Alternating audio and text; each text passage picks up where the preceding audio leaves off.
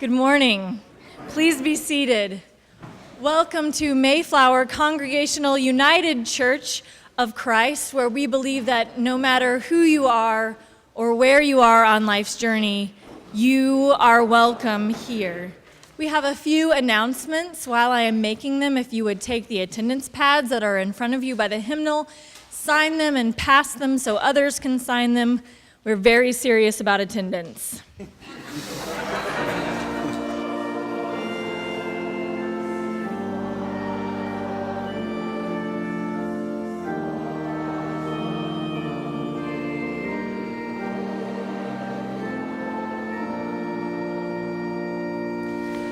Our scripture lesson this morning comes from the Gospel according to Luke, chapter 24, verses 13 through 35. Now on that same day, two of them were going to a village called Emmaus, about 7 miles from Jerusalem, and talking with each other about all these things that had happened. While they were talking and discussing, Jesus himself came near and went with him, but their eyes were kept from recognizing him. And he said to them, "What are you discussing with each other while you walk along?" They stood still, looking sad. Then one of them, whose name was Cleopas, answered him, "Are you the only stranger in Jerusalem who does not know the things that have taken place in these days?" He asked them, "What things?" They replied, "The things about Jesus of Nazareth, who was a prophet mighty in deed and word before God and all the people, and how our chief priests and leaders handed him over to be condemned to death and crucified him. But we had hoped that he was the one to redeem Israel. Yes, and besides all this, it is now the 3rd day since these things took place. Moreover, some women of our group astounded us. They were at the tomb early this morning, and when they did not find his body there, they came back and told us that they had indeed seen a vision of angels who said that he was alive. Some of those who were with us went to the tomb and found it just as the women had said, but they did not see him." Then he said to them, "Oh, how foolish you are, and how slow of heart to believe all that the prophets have declared. Was it not necessary that the Messiah should suffer these things and then enter into his glory?" Then, beginning with Moses and all the prophets, he interpreted to them the things about himself in all the scriptures. As they came near the village to which they were going, he walked ahead as if he were going on. But they urged him strongly, saying, "Stay with us, because it is almost evening and the day is now nearly over." So he went in to stay with them. When he was at the table with them, he took bread, blessed, and broke it, and gave it to them. Then their eyes were opened, and they recognized him, and he vanished from their sight. They said to each other, "Were not our hearts burning within us while he was talking to us on the road, while he was opening the scriptures to us?" That same hour they got up and returned to Jerusalem, and they found the 11 and their companions gathered together. They were saying, "The Lord has risen indeed and has appeared to Simon." Then they told what had happened on the road and how he had been made known to them in the breaking of bread. Here ends the reading of words inspired by God. May God grant to us wisdom and courage for interpretation. Except for the thunder, it has not been a good week for Oklahoma. It is the driest spring in 120 years, with much of the western part of the state in an exceptional drought. It is estimated that 300 people will die every year from lack of health insurance because the governor turned down Medicaid funds as a political stunt. And of course, we made the headlines again, not just nationally, but internationally, in the botched execution of Clayton Lockett. We had planned to do a double execution, the first since 1937, and that made headlines first, 2 for 1. Then, as you know, a lawsuit was filed to identify the drugs that would be used to kill the two men, and the state refused to reveal them. Drug companies don't want to be associated with lethal injection, and medical personnel won't participate. They have this little thing called the Hippocratic Oath. So we asked Department of Corrections personnel who do not have medical training to find veins and to administer drugs that no one has ever used to kill a human being before. What did we think would happen? I am, as you know, a lifelong opponent of the death penalty. And at Mayflower, we have one of the strongest and most eloquent voices opposing it in Lydia Gilpolly, whose tireless work in the Oklahoma Coalition to abolish the death penalty is exemplary.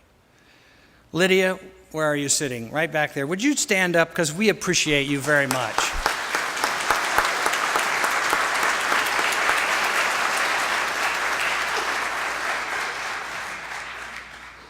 Now, none of us around here assume that everyone at Mayflower agrees on this issue. And that's important for me to say. I mean, this is Mayflower, after all, where if there are 4 people in the room, there are probably 5 opinions. But we hope everyone understands that many of us object on religious grounds. Because no matter how heinous the crime, and both these men committed heinous crimes, the state loses its moral authority when it kills for killing. And we continue to confuse justice with vengeance.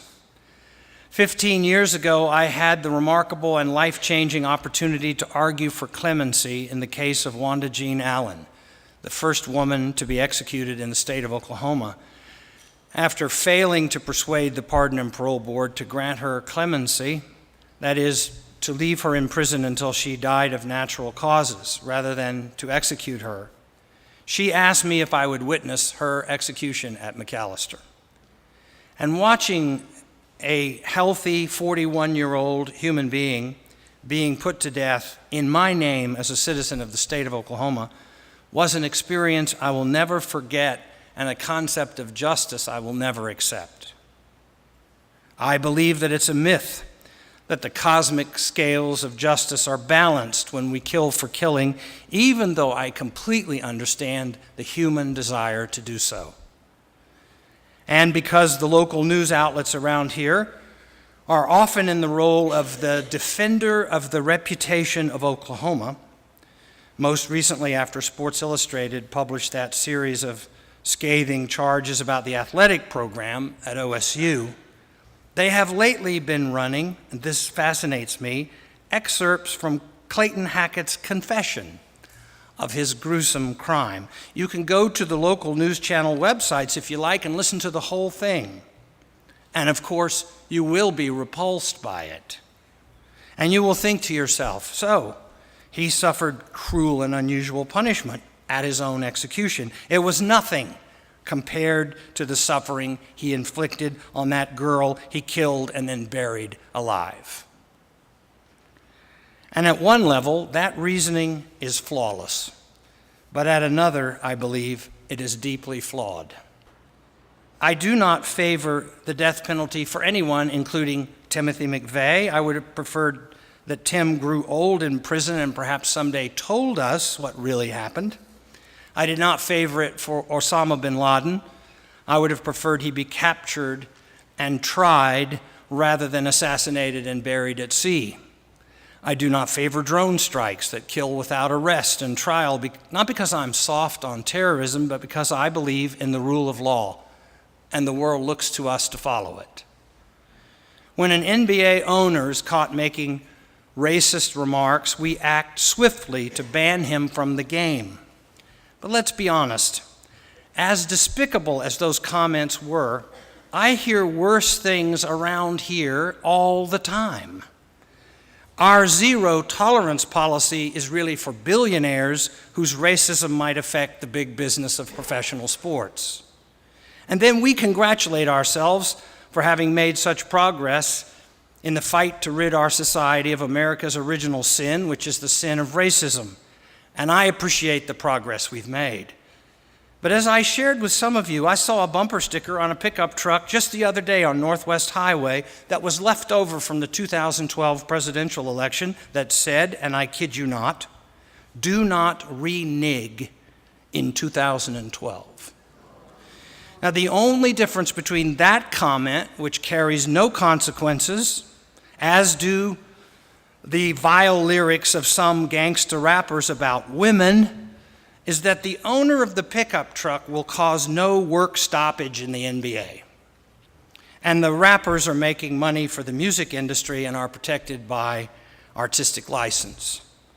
There is no excuse for the comments made by Donald Sterling, whose real name is very Jewish, and he changed it to sound less so he should understand being an out-group. But our collective indignation does rise in direct proportion to the amount of money at risk. And we should be honest about that. I find a lot of things inexcusable these days, like indignation over the fact that some people are trying, against enormous odds, to get more health insurance for more people. Or when I walk the halls of Taft Middle School to see what the real effects of leading the nation in cuts to public education looks like. Now, you are surely wondering about now, well, what on earth does this have to do with the walk to Emmaus? You're a smart group. That's what you should be wondering, because otherwise this is just a rant. I do go on rants once in a while, as you know, and perhaps you wish I wouldn't. Perhaps I wish I wouldn't. But there is a religious dimension to all this. Whether I refuse to be told by the state of Oklahoma that I cannot officiate at the wedding of a same-gender loving couple, or whether people who know nothing about this church call it a cult because we're more interested in love and equality than we are in being washed in the blood of a partisan Jesus, it has a grounding in Scripture, and the walk to Emmaus is Exhibit A. Beautiful story. First of all, I know very few serious biblical scholars who think this story is the recounting of an historical event. But that doesn't make it any less true. John Dominic Crossan had the best line about this beautiful story. He said, "Emmaus never happened. Emmaus is always happening." We are all walking to Emmaus, a place that, by the way, no one can find on an ancient map. And there are no references to it because it's a place that exists only in the imagination of the writer of Luke's gospel. An unknown traveler named Cleopas and his companion are out walking off their numbness, trying to get the images of the execution out of their minds because, it looks like the Jesus movement is finally over and done with. And then they meet a stranger on the road. The writer of Luke's gospel, the most lyrical and psychologically astute of the gospel writers, claims that they do not recognize him. Eyes wide shut, to recall Stanley Kubrick's 1999 film about the multiple levels of denial that human beings practice. These two men, still talking about the women in the group who astounded us by seeing that which the boys have yet to perceive, do what men do. They argue about what they're feeling instead of just feeling what they are feeling. In the Yale lectures, I said it looks in the Gospels as if women move toward the cross and men move away from it, preferring to debate the matter rather than just sit next to the grave as the women did and grieve. In reality, I think these two are mostly feeling sorry for themselves, which in life is a losing strategy. They are discussing current events, of course, just as we have been, but I suspect they're also lamenting the end of the era and this feeling of sting about their false hopes. It was so cool for a while, and then kaboom. I'm paraphrasing, of course. They're not out looking for Jesus, really, but as Fred Buechner put it so beautifully, it would appear that Jesus is out looking for them. And in what guise does he come? His favorite one, that of the stranger who comes in the midst of grief. That grief blinds them because they are dealing with it by not dealing with it. They assume the stranger's clueless, and the stranger plays along till it turns out that he knows more than they do about current events. "Oh, how foolish you are," he says, "and how slow of heart to believe all the prophets have declared." And what did the prophets all declare? That God is a God of mercy and justice, of forgiveness and unconditional love. In other words, and I hope you will not grow weary of hearing this from me, they declared the frightening truth that either all of us matter or none of us do. So who is the stranger? Is Clayton Lockett the stranger? Denied his freedom throughout his life for an act of incomprehensible cruelty? If so, are we not, as Sister Helen Prejean put it, all of us more than just the worst thing we ever did? Or how about the poor person who lives in eastern Oklahoma in abject poverty, in a broken down trailer with no health insurance, considering a little meth to get through the day? Does she have a name? We may not know her name, but then who knows Cleopas? We don't know much about Cleopas, and we don't know anything about the other guy. Or this town that doesn't even exist. It's like Area 51 that no one can find on a map, but we know it's there. Or how about this stranger that is Jesus, who comes, he appears and disappears, and who had told them all in life, "I'm in the stranger. When you see the stranger, you see me." Isn't it this terrifying fact that we are always encountering Jesus in the stranger that makes this the most compelling story in the New Testament? And the most beautiful part comes at the end when the stranger appears to be traveling beyond their stopping point, and they wonder if he's eaten or has a place to stay. "Stay with us. Stay with us," they say. And those three words of hospitality make everything that follows possible. Stay with us, because you are not just a stranger, you are a fellow traveler, and we have bread. We have bread, and hunger makes us brothers. Night is falling, and the darkness means we need one another. So here's the essential equation of the gospel. As long as we argue about it, we don't get it. But when we show concern for one another, as we do at the Homeless Alliance or in Nicaragua, or when we drive mobile meals or tutor whiz kids, or when the kids at Taft are no longer strangers, but little incarnations of the Jesus we haven't met yet, then we feel our hearts strangely warmed. You can count on this. This is gospel. Stay with us. Stay with us. Because revelation follows compassion, it does not precede it. Now here is something amazing to consider. In all the other appearance stories, something important is being said about the continuation and authority of the church, right? He appears to the remaining 11 disciples, that's good. To the women who followed him, that's good. To Paul on the road to Damascus, that's good. And to the 500 in Acts, that's really good. But in this story, he appears to someone who is a nobody and to the nobody's companion.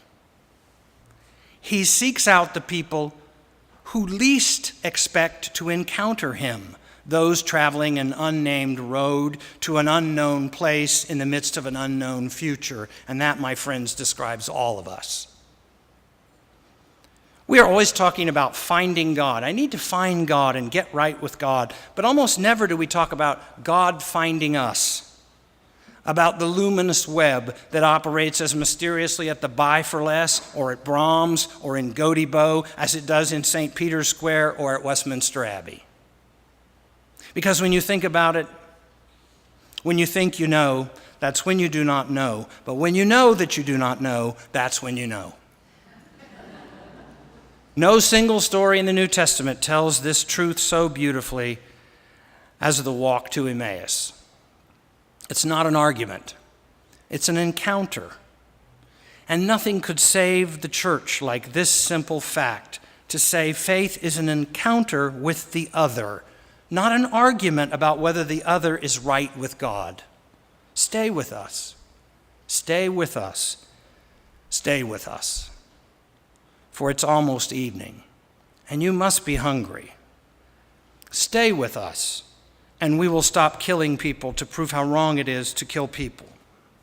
Stay with us, and we'll make sure more people can go to see a doctor. Stay with us, and we will provide for the least of these and make their schools fit to go to. Stay with us, lest we forget that one of these days, if we are not careful, we will execute Jesus again. Amen.